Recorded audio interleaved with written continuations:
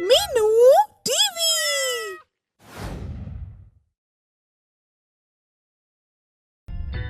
पूर्व काल में शकुनी नाम का एक असुर था। उसका वृकासुर नाम एक पुत्र था। वृकासुर थोड़ा मंदबुद्धि था।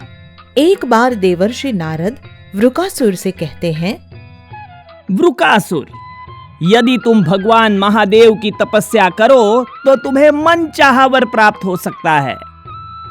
यदि ऐसा है तो मैं महादेव की तपस्या अवश्य करूंगा देवर्षि नारद।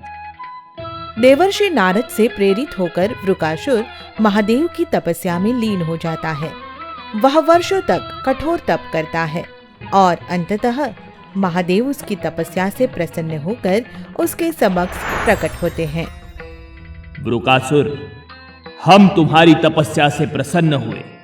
तुम्हें जो भी वर मांगना है मांग लो।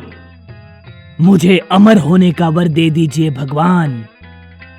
ये वर सृष्टि के विधान के विरुद्ध है वृकासुर, इसीलिए मैं तुम्हें ये वर कदापि नहीं दे सकता। यह सुनकर वृकासुर काफी गहनता से सोच समझकर कहता है, कोई बात नहीं भगवान, अगर आप ये वर नहीं दे सकते तो फिर मुझे ये वर दे दीजिए कि मैं जिस भी प्राणी के सिर पर हाथ रखूं वो जलकर भस्म हो जाए। महादेव उसे यह वर देकर अंतर्ध्यान हो जाते हैं। उनके अंतर्ध्यान होते ही वृकासुर उस वर की सत्यता को परखने के लिए पशुओं और मनुष्य के सिर पर हाथ रख उन्हें भस्म करना प्रारंभ कर देता है। महादेव ने क्या वर दिया है, आनंद आ गया आनंद। अब तो मैं जिसे चाहूं उसे भस्म कर दूं। वृकासुर कुछ दिनों तक ऐसे ही निर्दोष लोगों और अन्य प्राणियों को भस्म करता रहता है और इसी कारण वह वृकासुर से भस्मासुर कहलाने लगता है। लोग भस्मासुर से भयभीत होकर हाहाकार करने लगते हैं। अरे भागो भागो, भस्मासुर आ रहा है, सबको जलाकर राख कर देगा, इसीलिए भागो भागो। भागो भागो, भस्मासुर के डर से भागते रहो। भस्मासुर धरती लोक का सबसे शक्तिशाली असुर। कुछ दिन बाद भस्मासुर के मन में देवताओं को भस्म करने का विचार आता है। इस धरती पर तो आतंक मचा कर रख दिया, अब क्यों न स्वर्ग जाकर देवताओं को भस्म कर दूं, सबको जलाकर राख कर दूं। यही सोचकर भस्मासुर स्वर्ग की तरफ निकल पड़ता है और जैसे ही देवताओं को उसके स्वर्ग में आने का पता चलता है, समस्त देवता घबरा जाते हैं। अरे, इस भस्मासुर से बचो, ये तो महादेव के दिए वर का गलत उपयोग करने लगा है। भस्मासुर के भय से त्रस्त देवता स्वर्ग छोड़कर भागने लगते हैं। यह देखकर महादेव भस्मासुर से बचने की युक्ति पर विचार करने लगते हैं। वे भस्मासुर को बुलाकर समझाते हैं।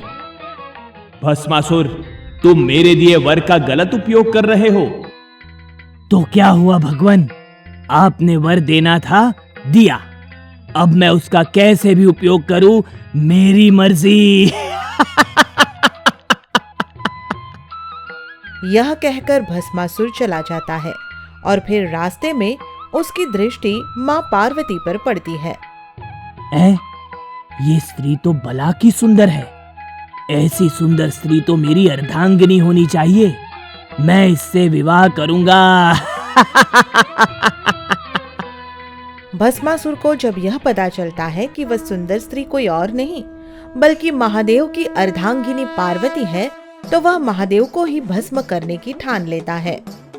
यदि मैं महादेव को ही भस्म कर दूं, तो पार्वती मुझसे बड़ी सरलता से विवाह कर सकती है। इसीलिए अब मैं सबसे पहले महादेव को भस्म करूंगा, महादेव को भस्म कर दूंगा। यह कहकर भस्मासुर महादेव को भस्म करने के लिए उनके पीछे पड़ जाता है और महादेव अपने ही दिए वर के कारण संकट में पड़ जाते हैं। वे भस्मासुर से बचने के लिए यहाँ वहाँ छिपने पर विवश हो जाते हैं। पार्वती, ये भस्मासुर तो मेरे पीछे ही पड़ गया है। इस मंदबुद्धि उद्दंड असुर से मुक्ति पाने की कोई कारगर युक्ति सोचिए नाथ। भस्मासुर हाथ धोकर महादेव के पीछे पड़ जाता है और महादेव उसको दिए वर के कारण घोर संकट में पड़ जाते हैं। अंततः एक दिन श्री हरि विष्णु को इस बात का संज्ञान हो जाता है। वे महादेव को इस संकट से उबारने के लिए अविलंब मोहिनी का रूप लेकर भस्मासुर के सामने आ खड़े होते हैं। मोहिनी को देखते ही भस्मासुर सुध-बुध खो बैठता है। कितनी सुंदर नारी है, यदि ये मुझसे विवाह करने को मान जाए तो आनंद आ जाए, आनंद। यही सोचकर भस्मासुर मोहिनी से अपने मन की बात कहता है और मोहिनी उसकी बात सुनकर कहती है, यदि तुम मेरे साथ नृत्य करो तो मैं तुमसे विवाह कर सकती हूँ, किंतु नृत्य ठीक वैसे ही करना है जैसे कि मैं करूँ। ये कौन सी बड़ी बात है, मैं तुम्हारे साथ नृत्य करने को तत्पर हूँ सुंदरी। देखना, मैं तुमको प्रसन्न करके ही दम लूंगा। उसके यह कहने पर मोहिनी नृत्य करना प्रारंभ कर देती है और भस्मासुर भी उसके साथ साथ नृत्य करने लगता है। भस्मासुर मोहिनी को देख देख उसके जैसा नृत्य करता जाता है। फिर मोहिनी नृत्य करते करते अपने सिर पर हाथ रखती है तो उसकी देखा देखी भस्मासुर भी भूलवश अपने पर हाथ रख देता है और जैसे वह अपने सिर पर हाथ रखता है तत्क्षण भस्म होकर राख के ढेर में बदल जाता है। इस तरह विष्णु भगवान के मोहिनी अवतार से समस्त मानव जाति और समस्त देवगण को भस्मासुर जैसे पापी असुर से मुक्ति मिल जाती है। यह कहानी है जगत जननी माँ पार्वती के महाकाली बनने की। एक बार रक्तबीज नाम का एक शक्तिशाली असुर जगत जननी माँ पार्वती से युद्ध करने के लिए आता है। तब माँ पार्वती की रक्षा के लिए महाकाली रक्तबीज से युद्ध करने के लिए आगे आती है। मैं शक्तिशाली असुर, मुझे मारना तो दूर, कोई मुझे परास्त तक नहीं कर सकता। तुम्हारे लिए तो मेरी असुर सेना ही बहुत है। रक्तबीज के यह कहने पर असुर सेना और महाकाली के बीच घमासान युद्ध आरंभ हो जाता है, किंतु रक्तबीज माँ काली पर प्रहार न करके छल से माँ जगत जननी पर वार करता है। असंभव, असंभव, मेरे शक्तिशाली प्रहारों से बचना असंभव है जगत जननी। महाकाली जब रक्तबीज को जगत जननी माँ पार्वती पर छल पूर्वक वार करते देखती है तो क्रोधवश प्रचंड रूप धारण कर लेती है।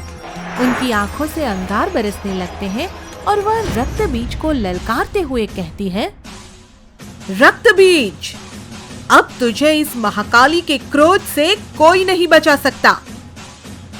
यह कहकर महाकाली रक्तबीज पर शक्तिशाली प्रहार करती है और उसके शरीर से रक्त की बूंदें जमीन पर गिरने लगती है। उसके रक्त की हर बूंद से एक नया रक्तबीज उत्पन्न होने लगता है। यह देखकर महाकाली हैरान हो जाती है। मुझे मारना असंभव है। जब तक मेरे शरीर में रक्त की एक बूंद भी शेष रहेगी, मुझे कोई नहीं मार सकता, कोई भी नहीं। भयंकर युद्ध चलता रहता है और रक्तबीज के रक्त की बूंदों से सैकड़ों लाखों रक्तबीज उत्पन्न हो जाते हैं। तभी जगत जननी माँ महाकाली से कहती है, महाकाली, हर रक्तबीज को अपना आहार बना लो, एक भी रक्तबीज शेष न बचे। यह सुनते ही महाकाली का क्रोध प्रलयकारी ज्वालामुखी बनकर फूट पड़ता है और वह रक्तबीजों को अपना आहार बनाने के लिए उन पर टूट पड़ती है।